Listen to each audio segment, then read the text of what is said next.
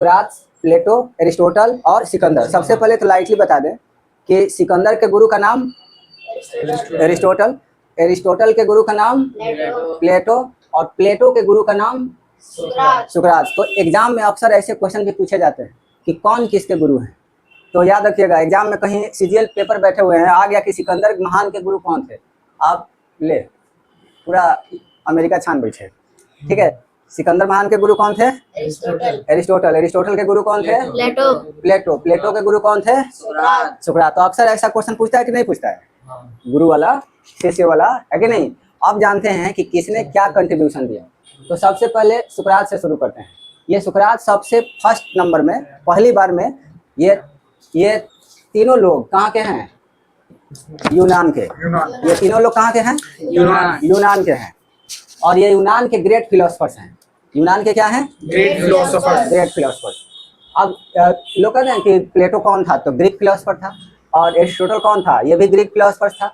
सुकरात कौन थे? तो ये भी ग्रीक फिलोसफर थे। ठीक है, तो ये सारे लोग यूनान के थे। ये एथेंस से बिलोंग करते थे। कौन? सुकरात। कहाँ से बिलोंग करते थे? एथेंस। हाँ, यूनान में एथेंस एक जगह है, वहाँ से सुकरात साहब बिलोंग करते थे। और एथेंस में जो बिलोंग करते थे, तो पूरा एथेंस, पूरा यूनान इनका फैन हो गया था मात्र एक डायलॉग से।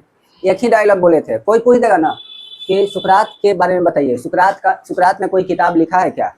ठीक है, तो सुकरात ने कोई अपने लाइफ में किताब नहीं लिखा है, कोई किताब। लेकिन तो भाई सुकरात का नाम इतना फेमस कैसे है यूनान में? अभी भी जाइएगा ना वहाँ पे यूनान में, कहिएगा सुकरात, या सुकरात से बहुत सारा इंस्टीट्यूट, बहुत सारा एकेडमी, बहुत सारा क्या है, यूनिवर्सिटी आपको मिलेगा। कहाँ पे? यूनान, एथेंस, ग्रीक में, क्योंकि ये फर्स्ट आदमी थे। तो ये फिलॉसफी और नॉलेज को हाईलाइट करने में इन लोगों का हाथ है। और ये क्लासिकल फिलॉसफी, कैसा फिलॉसफी? क्लासिकल। आपको पता है ना, क्लासिकल का मतलब होता है एंशिएंट। क्या मतलब होता है? एंशिएंट। ये तीनों लोग जो थे ये ग्रेट क्लासिकल फिलोसफर्स थे। Great classical philosophers. आप लोगों के एग्जाम में अक्सर क्वेश्चन आता है कि explain the classical features of सुकरात, प्लेटो या एरिस्टोटल। तो क्लासिकल फीचर्स बताएंगे तो इनके बारे में कुछ लिखना होगा, थियरी। अब यहाँ पे देखिए, इनके कोई किताब, बुक इनका कोई है? नहीं। बुक इनका कोई नहीं है। लेकिन इन्होंने एक स्टेटमेंट दिया, और उस स्टेटमेंट से हमारे सुकरात साहब पूरे यूनान में क्या हो गए? पॉपुलर। वो स्टेटमेंट क्या है?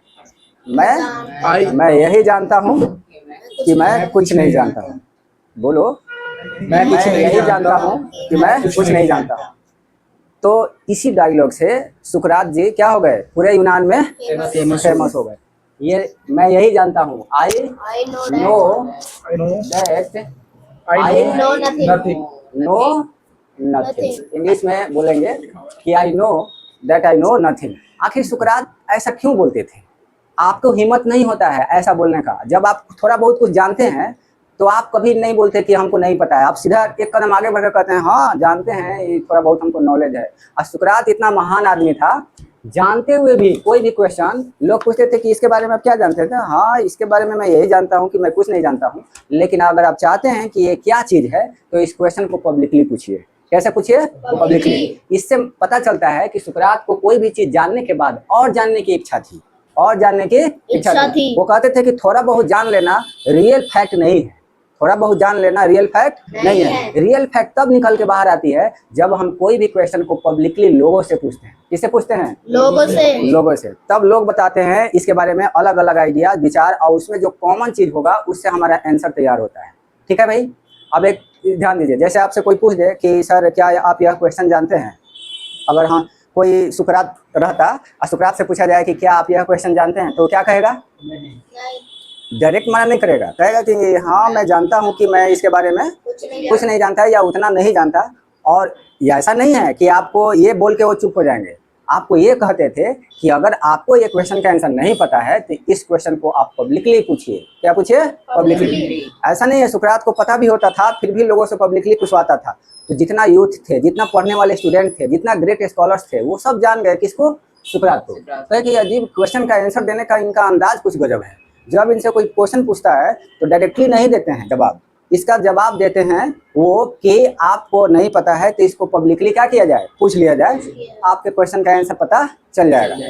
तो जितने महान लोग थे सब लोग आते थे किसके पास? सुकरात के पास। यूथ सब भी कहते थे, यूथ सब का भी एक डायलॉग क्या हो गया था, पॉपुलर हो गया था, क्योंकि एक ही डायलॉग बोले थे, यूनान में पॉपुलर हो गए थे। सारा यूथ कहने लगा कि I know that I know nothing, मैं जानता हूँ कि मैं कुछ नहीं जानता हूँ। यानी कि सुकरात ये कहना चाहते थे कि तुम और जानने की कोशिश करो। ये खास करके इनका स्टेटमेंट लागू होता है हमारे कॉम्पिटिटिव स्टूडेंट के लिए। जो लोग कॉम्पिटिटिव एग्जाम की तैयारी करते हैं वो लोग क्या करते हैं, कोई भी टॉपिक एक बार पढ़ लिए तो अगर पूछा जाए कि इसके बारे में आप जानते हैं, इस टॉपिक के बारे में, तो सीधे कह देते हैं कि हाँ एकदम पढ़ लिया, अब तो हमको कोई दिक्कत नहीं, अब तो एग्जाम पास कर जाएंगे, है कि नहीं। लेकिन सुकरात का कहना था कि अगर तुम जानते हो तो इस टॉपिक को और जानो, क्योंकि एग्जाम है, क्वेश्चन कहीं से भी घुमा सकता है, कहीं से भी घुमा सकता है। तो यही कारण है कि सुकरात हमारी यूनान में क्या थे, बहुत पॉपुलर थे, फेमस हो गए थे। इतने फेमस हो गए थे कि वहाँ के राजा महाराजा और सरकार के बात कोई नहीं सुनता था। सब किसके सुनते थे, सुकरात के। जितना यूथ था फैन हो गया, किसका, सुकरात का। जितना भी ये आम पब्लिक थी, लोग थे, सब किसके दीवाने हो गए, सुकरात के। सुकरात एकदम हर जगह, गली मोहल्ला चौराहा, हर जगह सुकरात का नाम लिया जाने लगा। अब वहाँ पे जितना लोग, जैसे रिच लोग थे, किंग लोग थे, राजा, और जितने सरकार थी वहाँ के, तो वो लोग कहा कि अरे यार क्या मजाक चल रहा है, हर जगह हम लोगों का कुछ यूथ सब भटक गया है रास्ते से। यूथ कहाँ से भटक गया है, रास्ते से। तो हमेशा सुकरात के लाइन उसके दिमाग में चल रहा है कि सुकरात ये है वो है, उसका क्वेश्चन देने का अंदाज अलग है, वो बहाना नहीं करता है, टू द पॉइंट बात करता है। क्या करता है, टू द पॉइंट। तो जैसे अभी भी देखिए सरकार टू द पॉइंट बात नहीं करती है कि नहीं।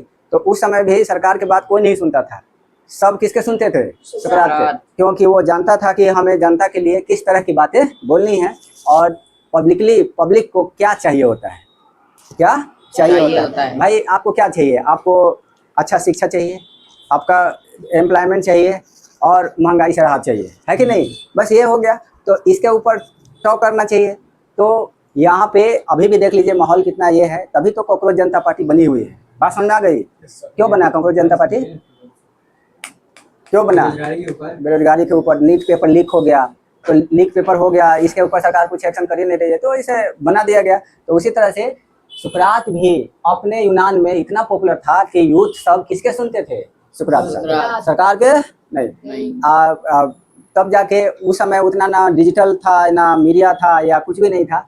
तो एक सभा में, लोकल प्राइवेट सभा में बुलाया गया, किसको, सुकरात को बुला के पूछा गया। सरकार पूछती है, ब्लेम लगाती है कि देखो भाई, तुम ये स्वीकार करो कि तुमने यूथ का ब्रेन वॉश किया है, तुम ये स्वीकार करो कि तुमने यूथ को सही मार्ग से भटकाया है, और अगर ये तुम स्वीकार नहीं करते हो तो तुम ये स्वीकार करो कि तुम मरने को तैयार हो, तुम्हें मृत्यु दंड दी जाएगी, कैपिटल पनिशमेंट।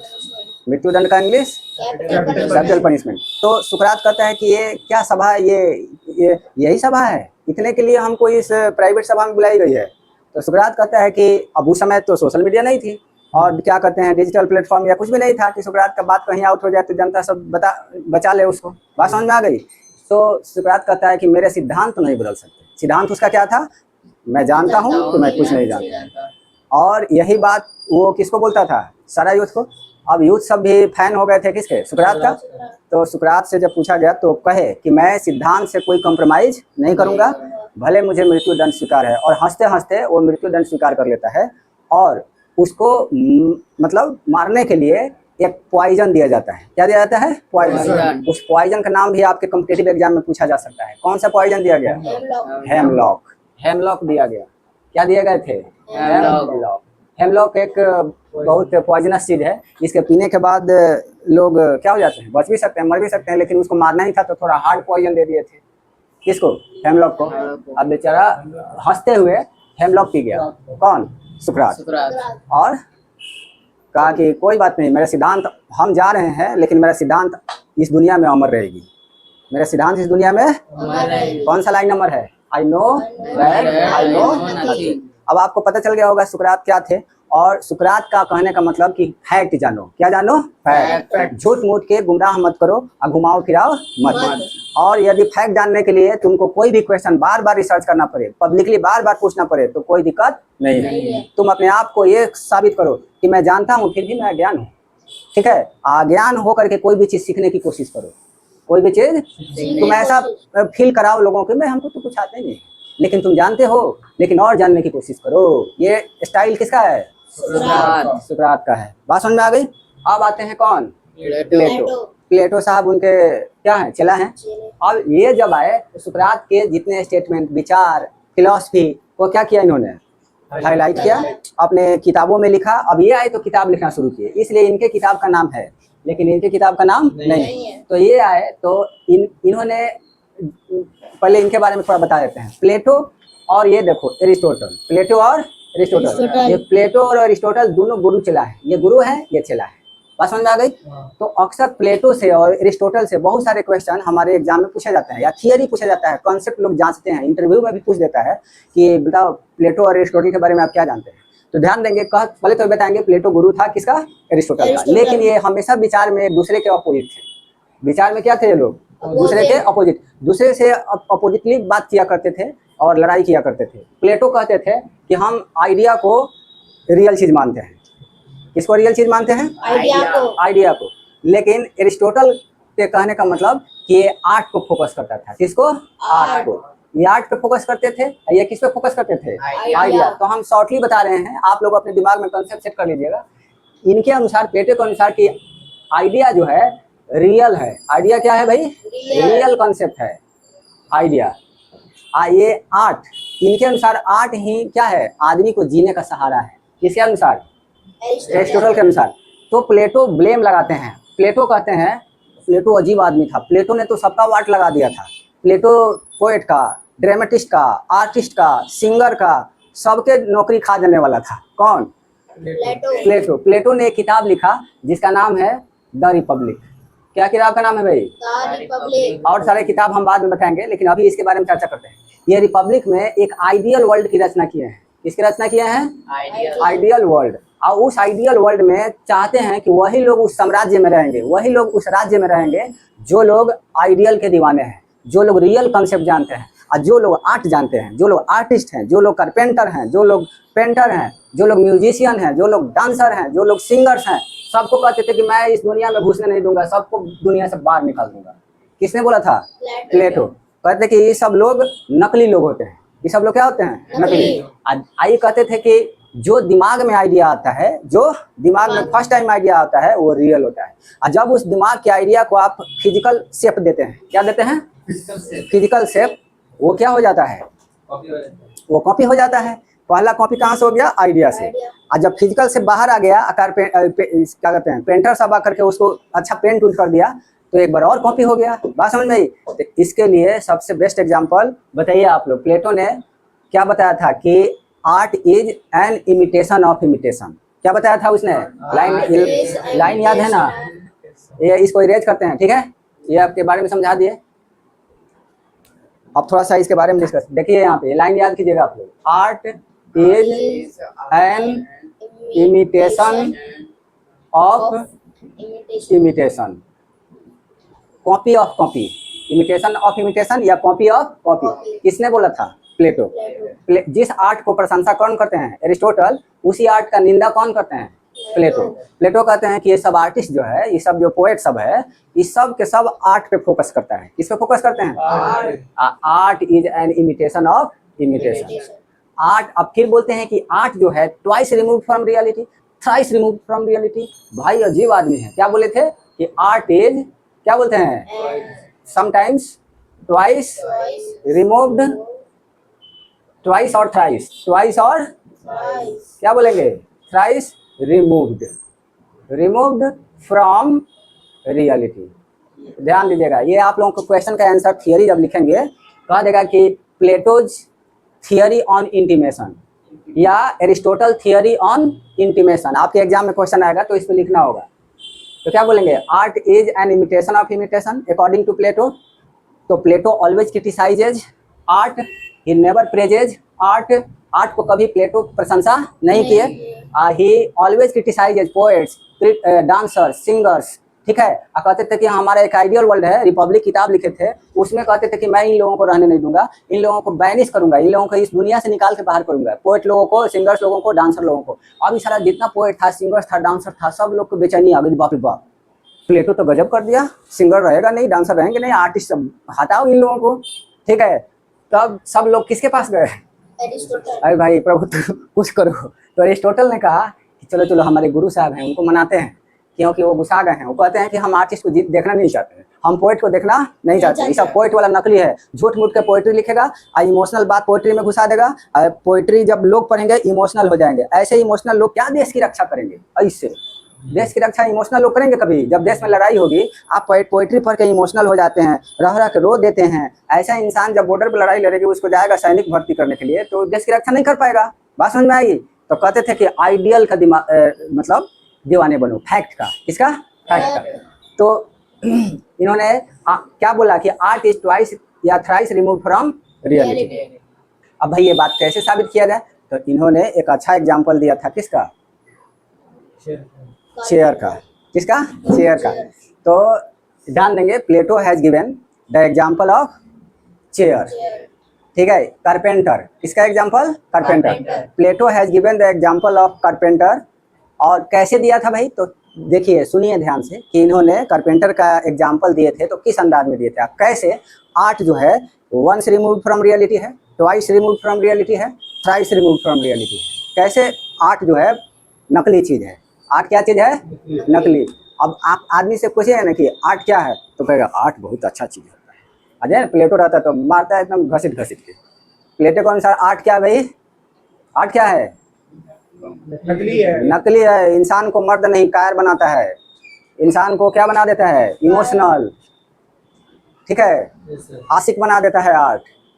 आशिक आदमी क्या होता है? कमजोर होता है, वो इमोशनल होता है। वो गली के लोगों आदमी से नहीं जीत सकता तो बॉर्डर पे क्या लड़ेगा? बात समझ में आ गई? किसने बोला? हम नहीं बोल रहे हैं, हम पे ऊपर प्लेटो का ही सब कॉन्सेप्ट है। ठीक है, ये नहीं कि हम कहीं बाहर मिल जाए तो ऐसा आपने क्या बोला। अरे प्लेटो ने सब बात बोला है। ठीक है, तो आप बताते हैं कि किसका एग्जाम्पल दिए हैं? कारपेंटर का। तो ध्यान सुनिए, प्लेटो कहते हैं कि जब इंसान के दिमाग में कोई भी आइडिया आता है, कोई भी आइडिया आता है फर्स्ट टाइम, तो रियल आइडिया आता है। कैसा आइडिया आता है? रियल। एक बार क्या हुआ कि एक इंसान बैठने के बारे में सोच रहा था, बार बार जमीन पे बैठ जाता था, कहीं भी बैठ जाता था। लेकिन एक बार उसने सोचा कंफर्टेबली बैठने के लिए कि अच्छा से थोड़ा आरामदायक कुछ चीज़ होता, उस पर हम क्या होते? बैठ पाते। तो एक बार एक इंसान के दिमाग में क्या आया? इंसान वो कौन था? कारपेंटर। कौन था वो? कारपेंटर। तो कारपेंटर के दिमाग में एक आइडिया आया कि यार वंस, इसको इंग्लिश में कैसे बोलेंगे? Once an idea came in the mind of the carpenter.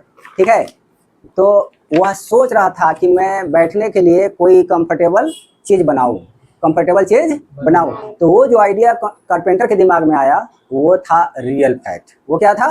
Real. वो कॉपी नहीं है, वो इमिटेशन नहीं है।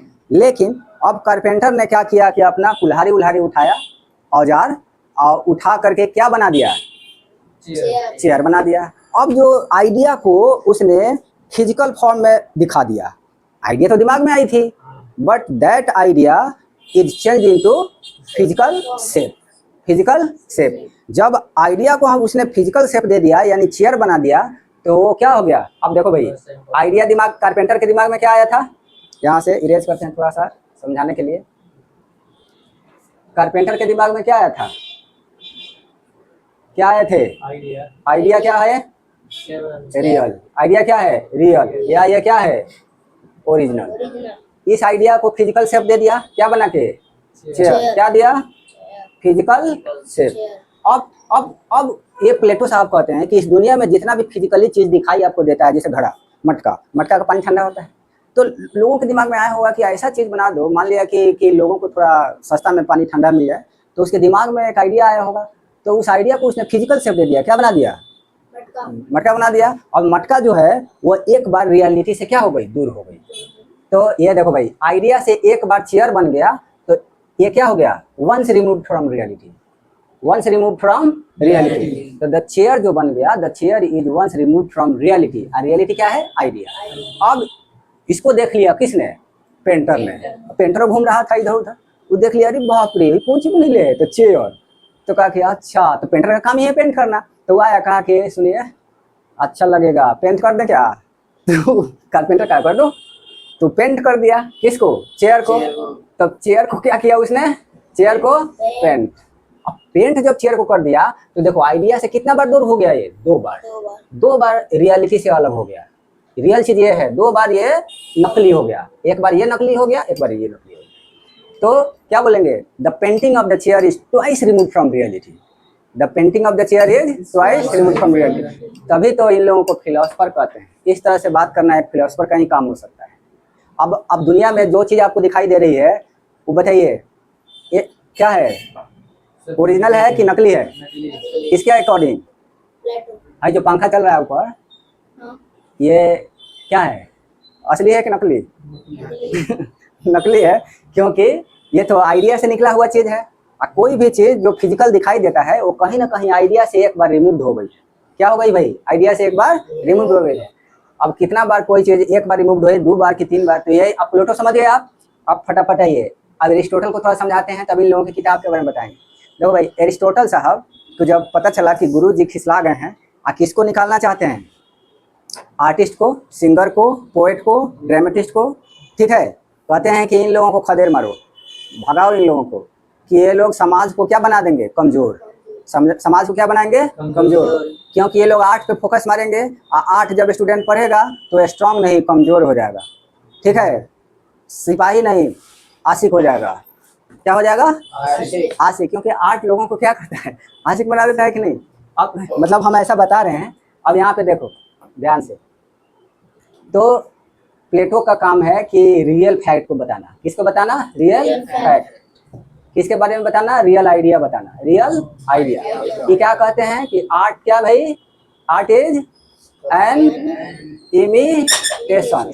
अब इसको अब करते जाओ। Art is an imitation of imitation, imitation of imitation, imitation of imitation, imitation of imitation, according to Plato. According to Plato. भाई साहब अजीब आदमी प्लेटो थे। वो आर्ट को कहते थे कि नकल के सिवा कुछ नहीं है। अगर बंदा कोई डांसिंग सीख रहा है, सिंगिंग सीख रहा है, तो नकली आदमी है। कौन आदमी है वो? नकली। ओरिजिनल चीज तो एक बार आया था माइकल जैक्सन के दिमाग में। ओरिजिनल कौन है? Michael Jackson. अभी उसके जो स्टेप कर रहा है सब, वो सब क्या है? सब नकली है। ओरिजिनल कौन था? Michael Jackson. एक बार किसके डांस तुम लोग अच्छा देखते हो? कौन कौन? एक 2 डांसर का नाम बताओ। एक माइकल जैक्सन, दूसरा टाइगर श्रॉफ। टाइगर श्रॉफ का अपना डांस है कि वो कहीं से नकल किया है? अपना स्टेप है। ऋतिक रोशन। तो ऋतिक रोशन और टाइगर श्रॉफ दोनों का मिक्स करके, सॉरी, ऋतिक रोशन और माइकल जैक्सन दोनों को कॉपी कौन खेले है? टाइगर श्रॉफ। लेकिन कॉपी करने के बाद भी कुछ ओरिजिनलिटी लाया है कि नहीं? वही बात बोलते हैं कौन? एरिस्टोटल। एरिस्टोटल कहते हैं कि आर्ट नकली होता है प्रभु। ऐसे हाथ जोड़ते हैं, देखो भाई कैसे हाथ जोड़ना है, क्षमा कीजिएगा। एरिस्टोटल कहते हैं किससे? प्लेटो से। हाथ जोड़ने में कोई शिकायत नहीं है। चेला के सामने, चेला है ना, तो गुरु के सामने क्या करते हैं? हाथ जोड़ लेते हैं। कौन? एरिस्टोटल। कहते हैं कि प्रभु आप ऐसा क्यों करते हैं? जितना आर्टिस्ट को, जितना पोएट को, जितना सिंगर को इसके दुनिया से क्या कीजिएगा? निकाल दीजिएगा। वो बेचारा सब रो रहा है सब कि हम लोगों की लाइफ कैसे चलेगी? हम लोगों का तो पूरा जिंदगी खराब हो गया है। वो जो कोर्स कैले है आर्ट का, डांसिंग का, वो तो बेचारा अब इस दुनिया में पछताएगा। तब आर्टिस्ट, तब एरिस्टोटल रिक्वेस्ट करते हैं प्लूटो से कि ऐसा मत कीजिए। आज देखिए, आर्ट नकल तो है, मैं नहीं मानता। मैं मानता हूँ कि आर्ट क्या है भाई? नकल है। लेकिन अगर आर्ट को यूनिवर्सल फैक्ट के अंदाज में यूज किया जाए, अगर आर्ट को नया तरीका से यूज किया जाए, अगर आर्ट को एक क्रिएटिविटी के रूप में यूज किया जाए और उससे समाज का सुधार हो, कल्याण हो, तो आर्ट बुरा नहीं है। ये लाइन किसने बोला है? एरिस्टोटल। तो एरिस्टोटल ने बचा लिया। किसको बचाया? बताओ तुम लोग। सिंगर को, आर्टिस्ट को, सिंगर को। अभी तो तुम लोग डांस सीखते हो ना, कहीं कुछ सीखते हो। आज तुम बच गए। किसने बचाया है? एरिस्टोटल। नहीं तो हाई बैनिश करने वाले थे सब लोगों को। आज सोचो अगर दुनिया में लागू हो जाता, मार के भगाओ इन लोगों को। जितना आर्टिस्ट है, पोएट्री सब लिखता है, पोएट तो एकदम नकली आदमी होता है, ऐसे बोल दिए थे। इमोशनल के सिवा कुछ नहीं करता है वो। तो आर्ट इज बचा लिए, बोले कि art is an imitation no doubt, but if we put the art as to highlight the fact universally, ठीक है, और ब्रिंग अबाउट क्रिएटिव चेंज। क्या लेके आएंगे? Creative change. तो आर्ट कोई गलत चीज नहीं है। तो we have to bring about, क्या लेके आना है? We have to bring about change. We have to bring about change. Which type of change? Creative change. कैसा change? Creative change that will help the society to grow.